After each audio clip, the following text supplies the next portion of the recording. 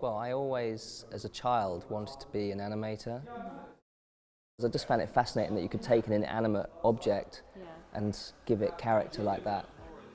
They used to show short films quite late at night on Channel 4, and I remember seeing short films there.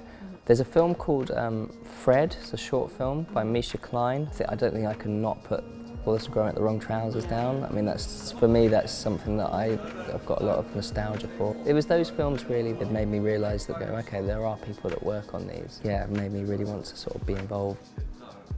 I lived in Cardiff and I was working on a kids' TV show there. So my line producer went to go and line produce Fantastic Mr. Fox. And I basically called him up and said, hey, can I come and work on Fox? Yeah.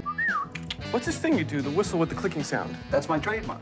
It was obviously through Fox that I formed a relationship with Wes Anderson, and I later went on to do the ski sequence on Grand Budapest Hotel, and then I also did a stint on Isle of Dogs as well.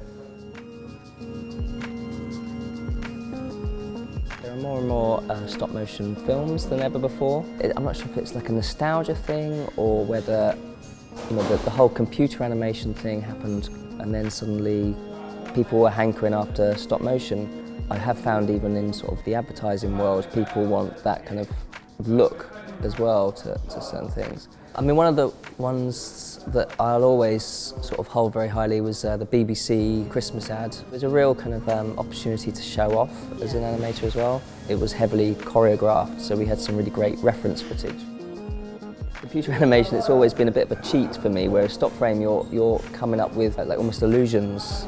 But for me, it was sort of taking that object and giving it character, really. Well, essentially, I guess we're playing with toys, but creating something like stories from that. It is still quite a small industry and very much one big family, I guess, and it's a great industry from that respect. I've made a lot of friends.